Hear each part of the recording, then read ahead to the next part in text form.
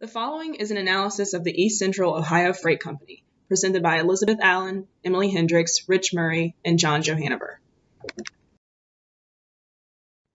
The following are the objectives of the East Central Ohio Freight Company.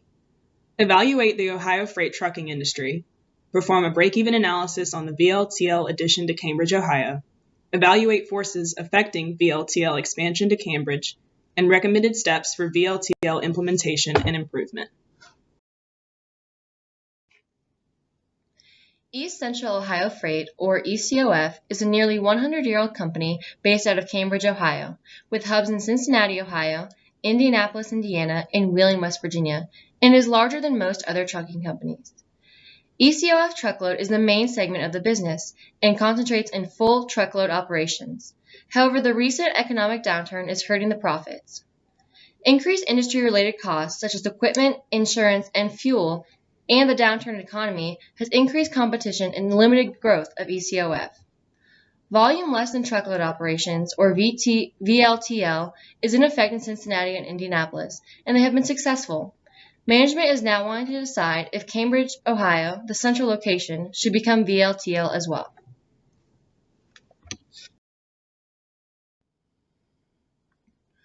Currently, several factors impact freight demand in Ohio. First off, the region is going through a recession, leaving much manufacturing industry to lose jobs. There's an unemployment rate of 4%. This has caused an excess supply of trucks for a diminishing amount of loads. However, this is only in the short term. Over the long term, Ohio Department of Transportation predicts an increase in freight truck traffic. And the Cambridge area, although losing some major manufacturers, is seeing a restructuring with growth in some other industries. Aside from the traditional steel manufacturing, there's window insulation that's on the rise. Other factors affecting demand are the rising cost of fuel, equipment, and maintenance for the trucks and their insurance. And furthermore, the reduction in loads are causing clients to consolidate the preferred carrier lists, so competition for new business is fierce. There are three major types of carrier operations in the trucking industry. The first is truckload, or TL. In truckload, the entire tractor is filled with an order from one customer and usually only involves one destination without stops along the way. This minimizes the need for handling and extra stops. The second type is less than truckload, or LTL. In LTL, trucks make multiple stops, delivering small loads at a time that could be for multiple carriers. Load size and distance traveled is highly variable and depends on the shipper. The pricing is also based on weight and freight class, so price can be very variable from shipper to shipper, depending on what they're sending. The last method is volume less than truckload, or VLTL, which is currently what ECOF is trying to decide on for their Cambridge facility. In VLTL, the tractor is divided into smaller sections, and different shippers buy space per foot. The typical trailer is between 48 and 53 feet long, so it can usually be divided into 4 or 5 sections. Multiple partial loads generate more revenue than a single truckload because prices can be increased for each shipper. When analyzing the environment in which ECOF would be operating, a PESTEL analysis is used to elaborate on the macro-environmental factors that would impact the organization. Regarding the political segment of the trucking industry, for safety reasons, all trucking companies must comply with regulations enforced by the Motor Carrier Safety Administrations and several others. The current market is being described as a recession. The carriers have pricing power and fuel costs are very high, but both of these are likely to change for the better in the coming years. The social environment for the industry as a whole shows high turnover rates and the unions demanding greater benefits and compensation. The interactions with the potential customers are becoming strained as the number of companies competing for the market increase. As technology and better IT infrastructure is developed, there are less time between loads and less miles traveled below capacity. There are several other optimization strategies being employed by the trucking industry as a product of the technology available. ECOF would need to capitalize on these strategies in order to maintain a competitive edge. Regarding the environmental and legal aspects of the industry, there are rising concerns about lowering consumptions and emissions. Employment law is reforming the U.S. as a whole, but trucking unions have imposed regulations on working conditions such as hours worked and particular routes that can't be traveled. In addition, all drivers must carry a commercial license.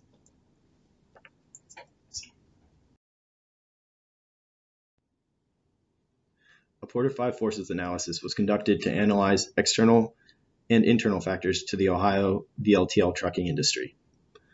Rivalry within the industry is fierce due to a highly fragmented market, low customer switching costs, a low level of product innovation, high levels of fixed costs for trucking companies with a limited option to exit due to the high initial cost of starting a freight company. The supplier power of the trucking companies is very low due to high customer acquisition cost and the fact that they operate within a highly fragmented industry. However, there are limited substitutes to the VLTL industry in Ohio because you cannot do VLTL transport by rail, water, or air. The threat of entrance is moderate due to the high barriers to entry. However, larger firms such as FedEx and Yellow could easily enter the market due to their capabilities and existing infrastructures. However, the fiercest factor within the Porter 5 forces analysis is the buyer power. Buyers have a lot of power in this market due to the low level of loads and high level of trucks, or high trucks remaining. So they can demand a lower price for the services, and because that there's low level of product differentiation, and low switching costs between customers, they don't have a commitment to either brand. In order to determine whether the VLTL expansion is beneficial for ECOF, a SWOT analysis is performed. There are many strengths associated with the expansion. First off, ECOF has had a positive experience thus far with VLTL out of the Cincinnati and Indianapolis hub. In addition, the current terminals are currently capable of VLTL, so expansion would be limited to the Cambridge hub. Lastly, multiple partial loads generate more revenue than a full truckload. This is because ECOF can charge multiple customers incrementally more than a single customer would be willing to pay. In addition to the strengths, there are also weaknesses which must be considered. First off, the VLTL expansion is very capital intensive. This includes investment for new equipment and labor. ECOF is currently lagging in converting to VLTL, as many competitors have already made the switch. This could make ECOF lose credibility and make them less desirable to shippers. In addition, ECOF currently lacks the advanced IT system needed to put systems in place that would match loads efficiently and make the routes as effective as possible. In addition to the internal environment, external environments and the opportunities and threats presented must also be taken into consideration. Opportunities include VLTL is attractive to shippers because it is priced per foot, not by weight or freight class. This means shippers can send whatever material they want without being charged based on the type being shipped. Also, carriers have a wide variety of price points, so competition doesn't necessarily need to be solely based on price. For example, UPS and FedEx compete based on service and technology.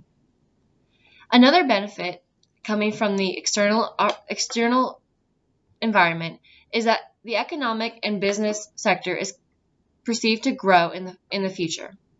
This means ECOF will likely have an influx of orders, making profits grow. Lastly, there are external threats which must be considered. First and foremost, the economy is currently in a downturn, meaning competition is increased. There are more carriers competing than there are goods to be shipped. It is predicted that the economy will turn around in the future, but currently the short-term prognosis is grim. Large firms such as FedEx and UPS are currently dominating the market, meaning smaller firms like ECOF must compete on varying degrees of competitive advantages. It is also important to note that manufacturing is currently in decline. This makes up a crucial part of the ECOF firm, so they must look at other opportunities in order to get more freight for shipping. Here is the Anshoff's matrix, which is used to examine a business's current and potential products and markets to develop strategies for growth.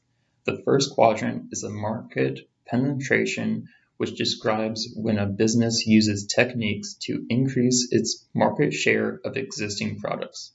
Examples include discounting prices, increasing advertisements, and strengthening the sales department. The next is market development. This keeps existing products and services but for new markets. An example of this would be to open a terminal outside of Ohio. Product development follows. This quadrant has strategies which include creating products and/or services for a business's market. Two examples are to implement VLTL in the Cambridge market and to invest in other forms of transportation. Lastly, diversification is at the intersection of new products and new markets. This would include having staff for residential moves. The new service would be the moving, and the new market would be the home residence.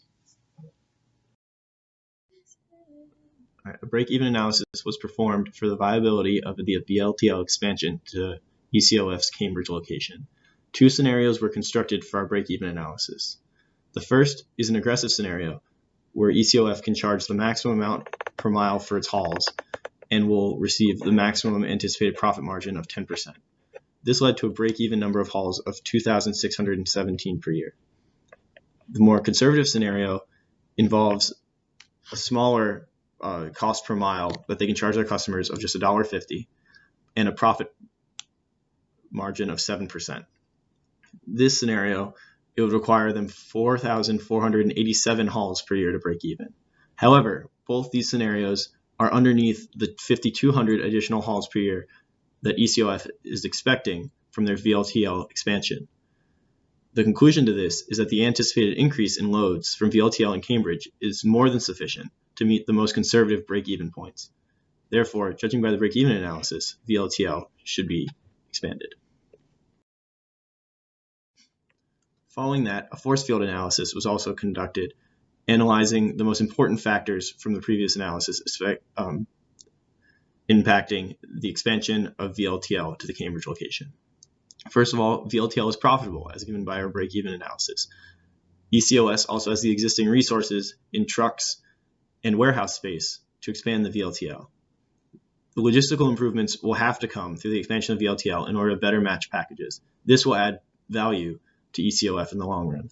In addition, they will have to hard sell more customers. Expanding their customer base will be beneficial as long as they can deliver on their promises. The only factors negatively affecting the expansion are the weak economy presently in Ohio, which is forecasted to rebound, the moderate initial investment required to expand the VLTL business, and the increased competition from entering another market. However, none of these outweigh the collective benefits.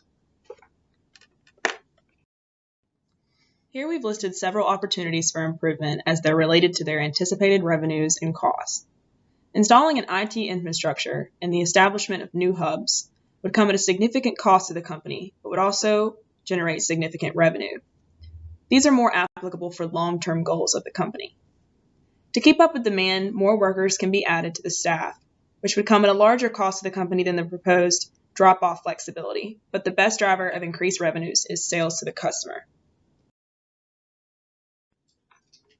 Following all of our previous analysis, these are our recommendations for the East Central Ohio Freight Company.